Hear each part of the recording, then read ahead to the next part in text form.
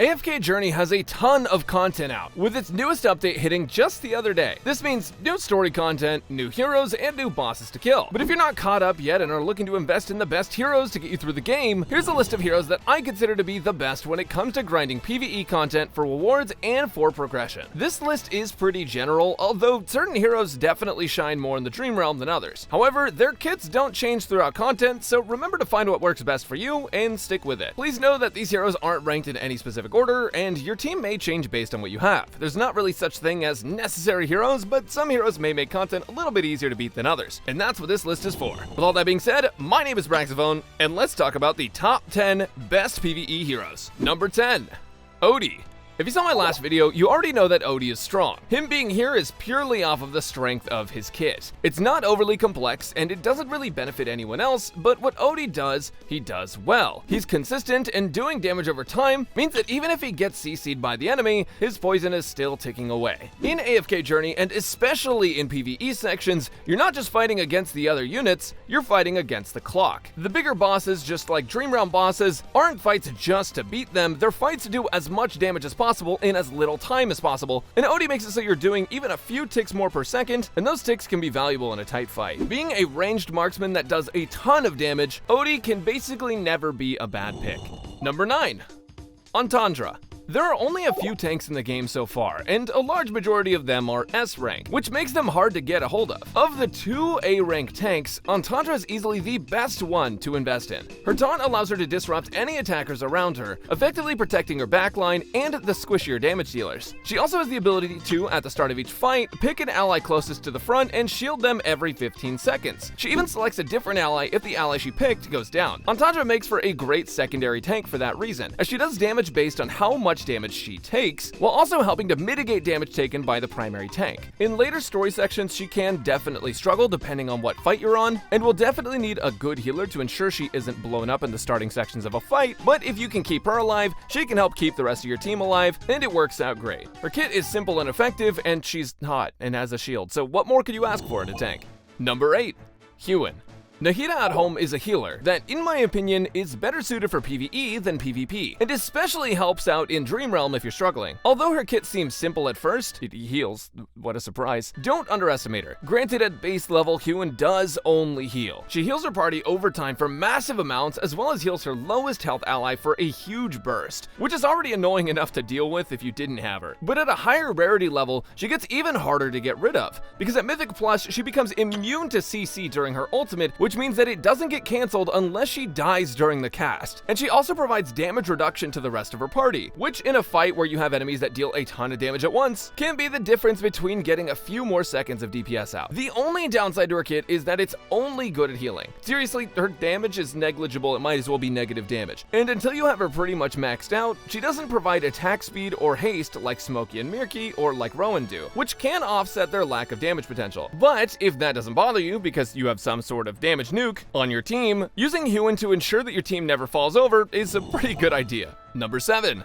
Reneer. If you know anything about AFK Journey, you know that Reneer is extremely strong as both a support and a DPS. If positioned correctly in Legend Trials, he can completely disrupt the enemy formation and send a strong damage dealer into the backline. He heals, he CCs, and he's also basically Bakura. The only rough thing about Reneer is that he doesn't apply any of that healing to the rest of the party, just to a singular ally. He's great at neutralizing threats and making fights feel easier through buffs and debuffs, but if you're struggling to keep your team alive, he might not be the best unit to use, but he's always a great choice to keep things in balance, which means tipping the scales in your favor. Number 6, Smokey Miry. Listen up, nerds, because I have so much to say about this incredible duo of rats. They're my favorite unit in this whole game, and the fact that they're good only makes it even better. Smokey and Miry are a support unit that heals and buffs the team within a massive range of up to 3 tiles, providing energy regeneration and healing to everyone that they hit. And unless your positioning is awful, you should be able to hit everyone on the field. In a fight against the clock, like Dream Realm tends to be, the more energy you can regen, the better off you are, and with the massive damage output the bosses are doing,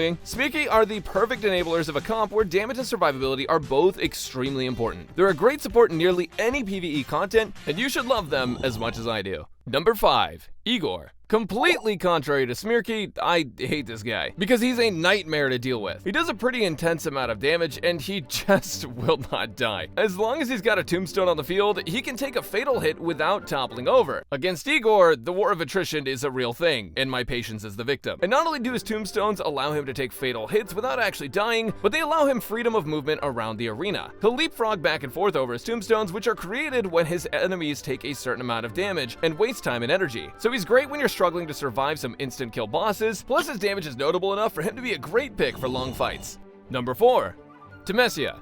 Cesia is a weird one here. She's kinda great, but the game and all of its material classify her as a tank. But let me tell you right now, she's not a great tank. She doesn't really have the kit to be considered a true tank. No shields, no mitigation, no maidens. But what she does have is the power of a horse. And with the power of horse, she has the ability to dive the backline and stay on the enemy she targets like Metaslave's stick to Xiangling. I'm guessing the reason she's considered a tank is because she dives into the enemy backline, it draws attention away from the rest of her team, because like, how did she get over there? Her buffs at CC are pretty good benefits too, but I'm not really sure that it makes her a tank. Either way, Cesia is a great unit to have for raw damage, and as an off-tank too, if that's what fits into your comp. Number 3.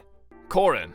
Corin is a good damage dealer with good defenses, and is a great team player. He's able to protect his teammates by granting them shields, and is able to deal knockback to enemies near him. He, like Odie, has a pretty straightforward kit and is able to do what he does well, maybe the best of any unit. With more copies to get a higher rarity, he's able to buff himself even further, increasing haste, range defense, and giving him the ability to do true damage. Unfortunately, Corin is pretty reliant on getting these extra copies, since the best thing you can get for him is that true damage buff that he gets at Mythic Plus. It's what a large portion of his damage is reliant on, so he's mostly stuck between offense and defense until then. If you're able to invest in him though, Corin is a really great unit to fill in any potential gaps in your team. Number 2.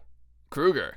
My favorite menace, who is completely useless in every other piece of content. Krueger is a fantastic hero in the Dream Realm and nowhere else. Seriously, take him into PvP, he'll fall over before he can ult a single time. Or into later story content, where he'll do the same thing. Or even into some PvE content, like Legend Trials, where he's not really useful there either. But this guy, he is the GOAT of Dream Realm. Krueger uses his axe to cleave away the physical defenses of a single target, which you can stack up to 4 times. Anyone who does physical damage will be doing up to 40% more by the time Krueger is done with the boss. So even if he dies halfway through the fight, he's done his job. At higher tiers, he gets a little bit more sustainable, which can make him a really good off tank. At Legendary Plus, he gains some range defense, which is cool and all, but at Mythic Plus, he gets a shield at the start of battle. As long as he's alive to debuff the boss, he's done a great job, and as such a strong single target debuffer, he's almost a necessity for any Dream Realm comp. Before number 1, let's talk about some honorable mentions.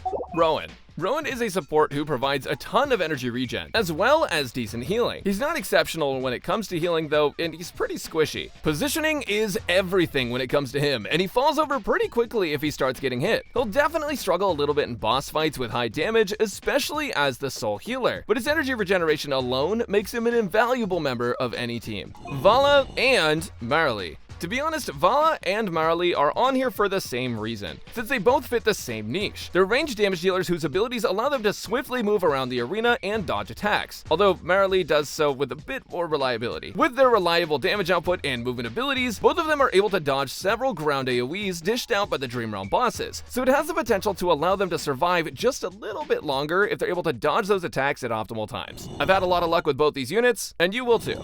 And number 1, Cesia. Cesia is a great hero for PvP and thrives in certain Dream Realm battles. Everything about her is great. She's good in PvP, she's good in PvE, and for a woman who is probably dead, I don't really know the lore, she's very attractive, and am I allowed to say that? A large majority of Cesia's damage comes from her summon, Mr. Carlisle, which she summons with her ultimate, and heals or resummons on subsequent casts. Having him out makes her damage output pretty consistent, even if she's CC'd, since he'll be the one wailing away on the boss. Because of this, Cesia is unfortunately reliant on her ultimate, so she's killed before she gets going, her damage is pretty low. However, as you invest more into her and get more copies of her, she can debuff her enemies with Mr. Carlisle too, allowing her to deal more damage more often and also help out your team. She's a great unit to have for consistent DPS, and she's very versatile. Let me know which characters are your favorite in AFK Journey, and as always, thanks for watching.